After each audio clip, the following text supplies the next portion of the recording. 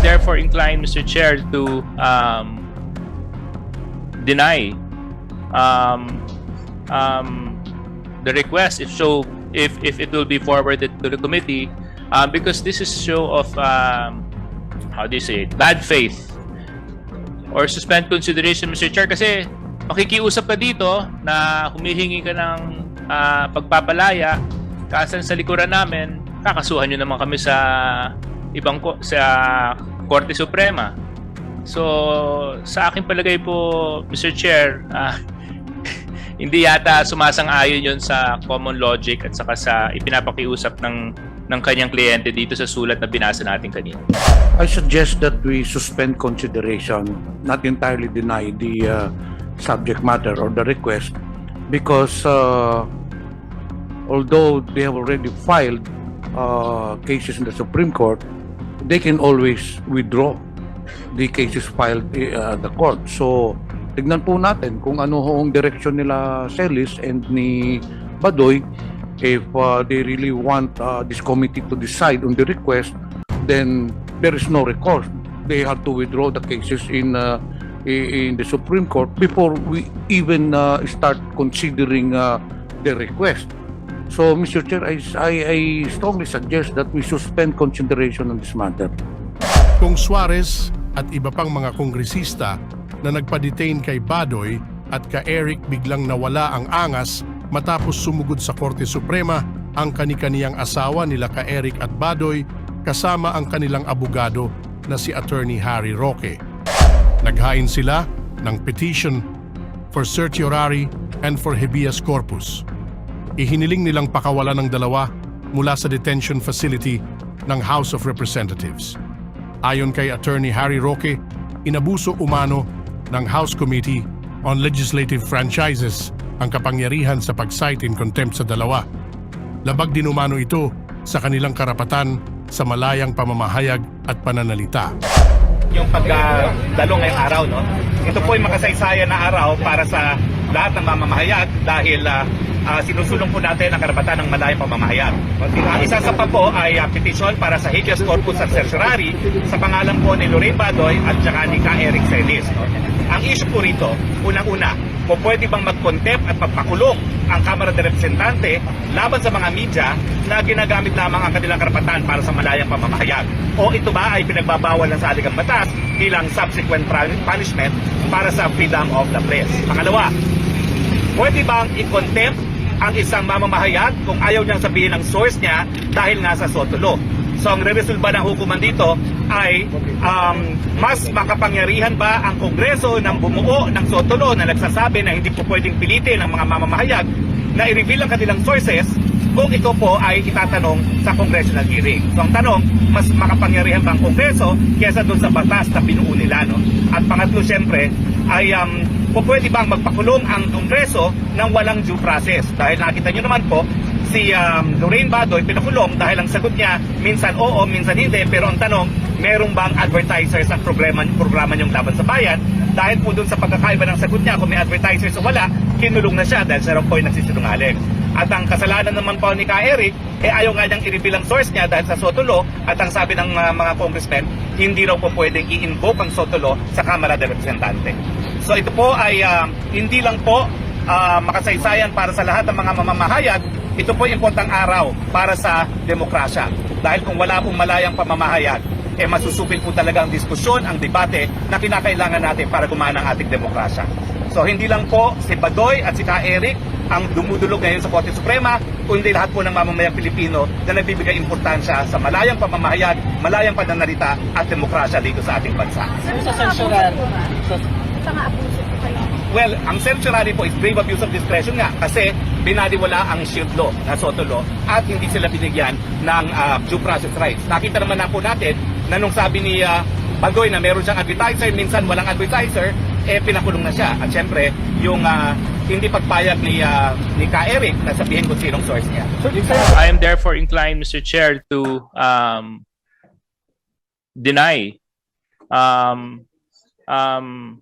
the request if it will be forwarded to the committee, because this is show of how do you say it, bad faith or suspend consideration, Mr. Chair, kasi makikiusap ka dito na humihingi ka ng pagpapalaya, kasan sa likuran namin, kakasuhan nyo naman kami sa sa Korte Suprema.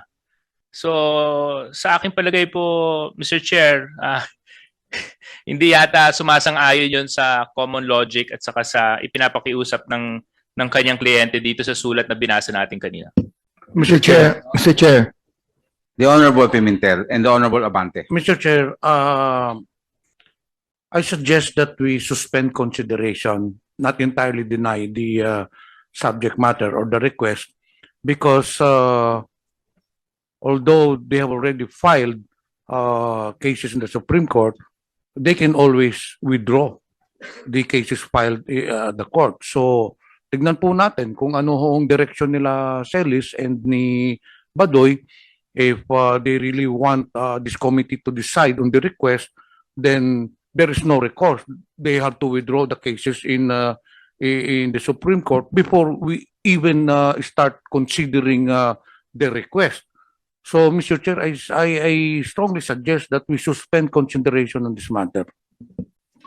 Mr. Chair, The Honorable Abante. actually I was about to make a motion for furlough, but because of this development that even Congressman Suarez has said and Congressman Pimentel, I would agree with them, Mr. Chair, unless otherwise, Mr. Celis would be able to convince those that filed to withdraw immediately. We might be able to consider, but if they will not be able to withdraw, Mr. Chair, then we would like to let them know that they're going to stay here in this Christmas season from here until New Year, and that would be very, very hard for them. They should realize that. Thank you very much, Honorable Abante. So, yeah, the motion of the Honorable Pimentel. The motion, Yes. Mr. Chair, I move that we suspend the consideration on the request of Mr. Celis. So move, Mr. Chair. There's a motion, seconded by the Honorable Senior Deputy Speaker Gonzalez and the Honorable Benny Abante. The chair hearing no objections on a unanimous vote. We are going to suspend decision of the request of Ka Eric until we're able to clear it with them personally. As to this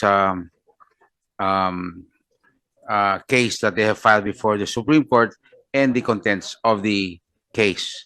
I'd like to thank the Honorable Abante, who was earlier ready to move to approve or to allow Ka Eric, but I agree that I think we will have to make clear the position that they have taken legally before we can move on with our decision as a committee. Mr. So Chair, again, further, yes. upon hearing what Congressman Suarez has said, I think that his letter and the actuations of the loved ones that filed in Supreme Court is highly hypocritical. And we want to ferret the truth here, and we do not want anybody here that would make a big fool out of us, Mr. Chair. Thank you very much, Honorable Abante. That is very clear. So that being the case, the decision whether to grant the request of the Honorable Ka Eric for a furlough is hereby suspended until further clarification. And I would like to ask all members to, at any given time, a special session or a regular meeting can be called, or a special session if this happens after Wednesday. Thank you very much. So therefore, the motion is approved. We now proceed for the favorite motion.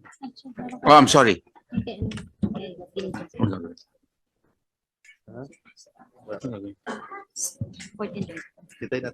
Basahin na, proceed. Discussion? No. Wait. Pagbibigyan na, pinawig. Nandiyan yung NTC. Okay. May we... NTC is present, correct? There's a resolution of the Honorable Ginto. Can you comment on that before we suspend the hearing? This is the resolution 1425. on the relationship of Saraga International Management Corporation and Bascog Network Corporation Consulting Services in relation to the prohibition under Section 12 of Republic Act 10974. Can you please comment on this? Thank you, Mr. Chair. Yes, sir. Initially, Mr. Chair, we concur that Saraga was authorized to operate an FM station in Rojas City. They were issued a temporary permit for them to operate the subject FM station. As regards the, how do you call this? Whether it's a management agreement or consultancy services, will, as the NTC has previously mentioned in earlier hearings, these contracts or management, however you call it, we do not recognize this, Mr. Chair. We only recognize the franchise grantee as the licensee, the grantee of the authority to operate the subject FM station. But nevertheless, we will look into the matter, Your Honor, and provide the necessary guidance to aid this committee regarding this resolution, Mr. Chair. Okay. Any, the Honorable Ginto.